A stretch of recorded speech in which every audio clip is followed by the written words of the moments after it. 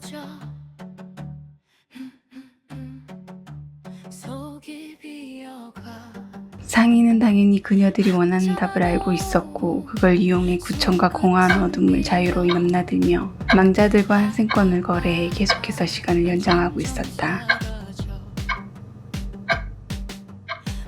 평소 휴일도 없이 일에 치여 눈코 뜰 새 없이 바쁜 일상을 살던 제이는 간만에 황금같이 귀한 3일간의 휴가를 얻게 되면서 그중 단 하루만이라도 온전히 자신만을 위한 시간을 만들고 싶었다. 그래서 그날만큼은 좀 특별하게 보내고 싶은 욕심에 모든 걸 제쳐두고 유일하게 속을 터놓고 나눌 수 있는 같이 있는 것만으로도 힘이 되는 친구 수아와 설렘 가득 안고 등산길에 올랐다. 그때의 시작은 오랜만에 하는 고된 체력 소모에 흐르는 땀을 연신 닦으면서도 등산로를 따라 눈도 마음도 정화되는 온통 푸른 수목과 도심의 공기로 탁해진 속을 환기하는 숲풀의 맑고 상쾌한 공기로 하여 힘듦이 크게 와닿지 않을 정도로 더없이 좋았다.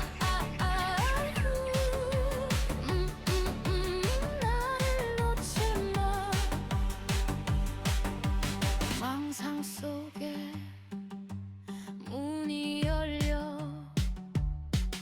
허상 하나가 내 이름 불러. 고요한 바다 발끝이 떨려. 소멸이 와도 멈추질 않아.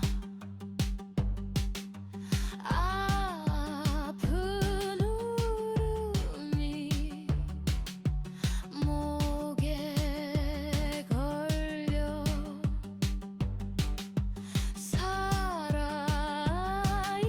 살아있음이 벌써 벌벌 떠. 해주는 야속하고 무심히 흐르는 시간은 가족의 곁에서 애틋하게 보내면서도 한편으론 자신이 가게 될 길이 어느 쪽이든 간에 분명한 건 함께할 수 있는 시간은 한정되어 있고 이제 그 시간도 얼마 남지 않은 것만은 변함없다는 걸 알았기에 미리 하나씩 지우고 버리고 비워가며 조금씩 정리하는 것으로 마음의 준비를 하고 있었다.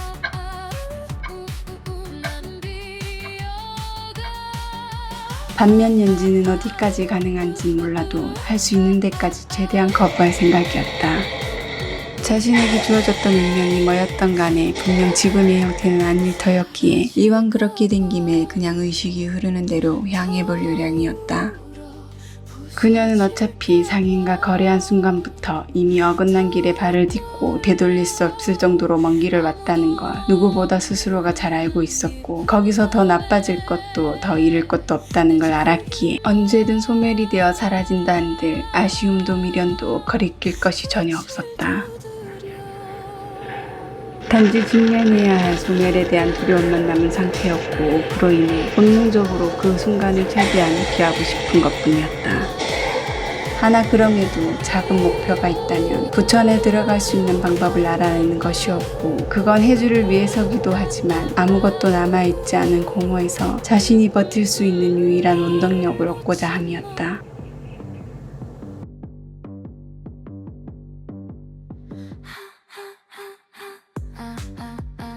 연지는 작은 실마리라도 찾고자 하루가 멀다 하고 공허한 어둠에서 의식을 잃고 헤매고 다니는 망자들 틈을 헤집고 다니며 쌓이는 정신적인 스트레스와 피로를 괜히 애꿎은 상인을 향해 비난의 화살을 쏘아대며 풀어대고 있었다. 그러다 우연히 누군가의 구슬픈 울음소리를 듣고 순간 자신도 모르게 급진 놀랐다. 그녀는 아무리 막다른 길까지 내몰린다고 해도 절대 다신 그곳만큼은 발을 들여놓지 않을 것이라 다짐하고 또 다짐했는데 벼랑간 울음소리가 들리자 놀랄 수밖에 없었다. 그러다 주변을 급히 살핀 후 그게 아니라는 사실을 금방 깨닫고 놀란 가슴을 쓸어내렸다.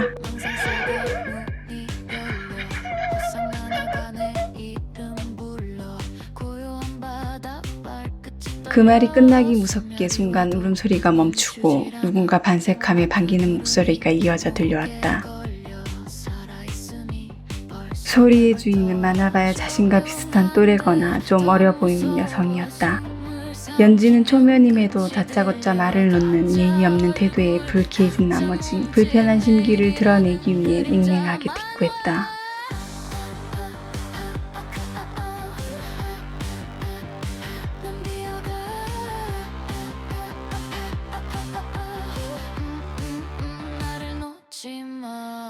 그의 상대가 금세 자신의 실수를 깨닫고 곧바로 사과하자 그녀는 처음 가졌던 감정을 한축 누그러뜨리고 흘긴 낯선 이 행색을 살폈다. 연지는 그곳이 펑 낯선 듯 서툴고 어색한 모행새로 보아 무슨 사연이 있는지 몰라도 갓 그 길로 들어선 풋내기 망자일 거란 걸 단번에 짐작했고 거기에서 온 두려움에 울고 있었던 것으로 예상했다.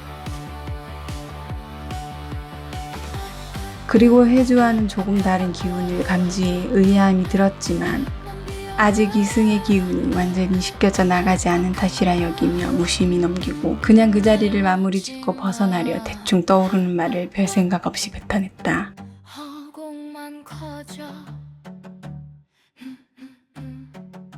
속이 비어가 학 잡아도 그곳이 처음이라면 누구나 드는 생각에서 오는 감정 호소에 입에서 신물이 난 듯 그녀는 자신도 모르게 그만 다소 무례해 보일 정도로 천연하게 대꾸했다.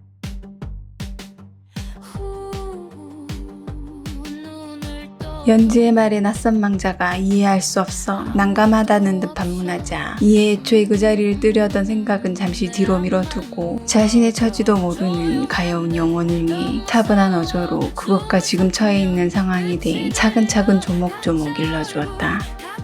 하나 낯선 이는 그녀가 베푼 후의를 여전히 믿지 못하고 그저 자신을 속이려 드는 것이라 여기며 퉁명스레 재차 물었다.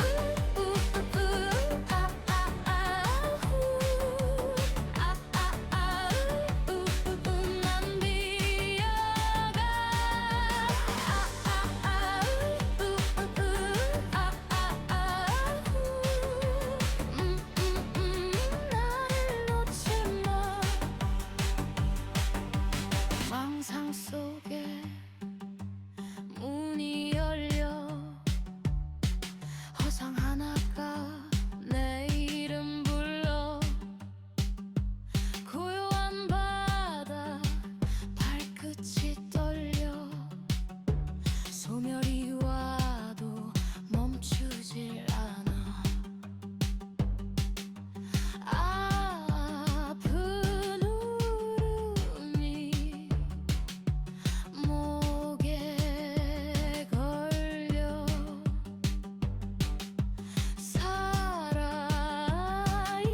살아있음이 벌써 벌벌 떠 조용한데 더 무서워 낯선 망자에 별다른 흥미를 갖지 않았던 연지는 사자를 만나지 못했다는 이야기를 듣는 순간 불현듯 주연과 장수의 일이 떠오르자 갑자기 흥미를 느낀과 동시에 식욕이 돋고 그녀의 사연에 관심이 생겼다.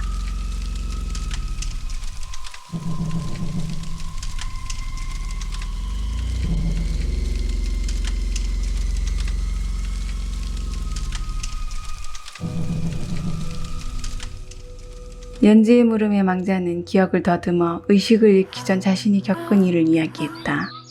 그날 친구와 같이 등산 명소로 알려진 산 중 산세가 적당히 가파른 곳을 찾아 등산길에 올랐고 정상에 도착하고 위험하다는 걸 알면서도 굳이 아찔한 풍경이 절경을 이루는 장관과 그때의 자신들 모습을 한 장의 사진에 담기 위해 삼각대에 올려둔 카메라 타이머를 설정하고 벼랑 끝에 나란히 섰다. 거기서부터 기억이 끊겼고 다시 정신을 차렸을 땐 어딘지도 모르는 곳을 정처 없이 걷고 있었고 그렇게 걷고 걷다가 그것까지 온 곳이라고 했다.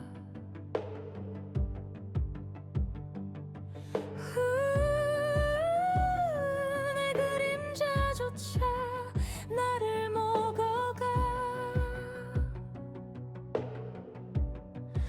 아직도 남아있나 종일 공허한 어둠을 헤매며 실마리를 찾느라 시간을 까맣게 잊고 있던 연지는 막 나가려던 찰나 혜주가 떠오르자 그제야 자신이 그곳에 꽤 오래 머무른 것을 깨닫고 망자를 데리고 급히 구천 입구로 향했다.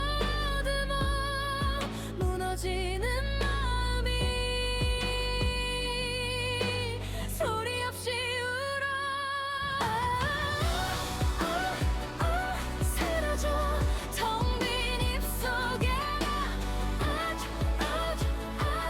울어줘 내가 무너질 때 붙잡아 화상 이런저런 이야기를 하며 도착한 부천 입구에는 벌써부터 와있던 혜주가 예고 없이 동행하여 온 낯선 이방인을 반색하면서도 어쩔 수 없이 드는 안타까움에 조금 어두운 낯빛으로 반겼다. 검은 물결 속에 내 얼굴이 떠 그녀들은 일단 급한 불부터 끄기 위해 자세한 자초지종은 생략하고 간단 명료하게 통속명과 현재 상황만 이야기한 후 서둘러 영혼을 잃은 육신이 있을 곳으로 향했다. 숨을 쉬는 것조차 벌을 받는 듯해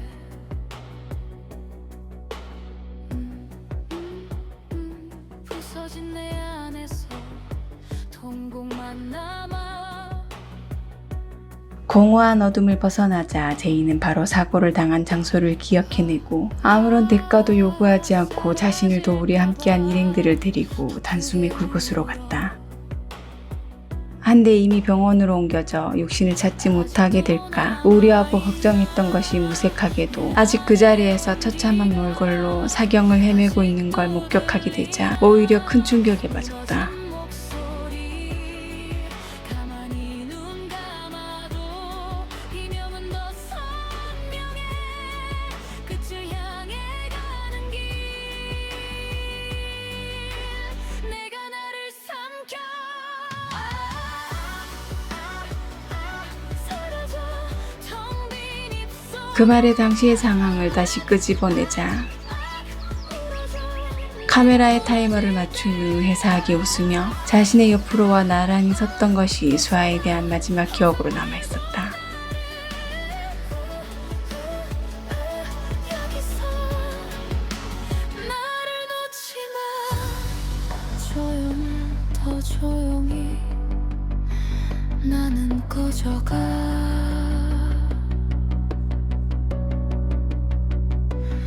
희미한 수만 남아져 먼지처럼 날아래 아직도 사랑이 남아있다면 이 어둠 한가운데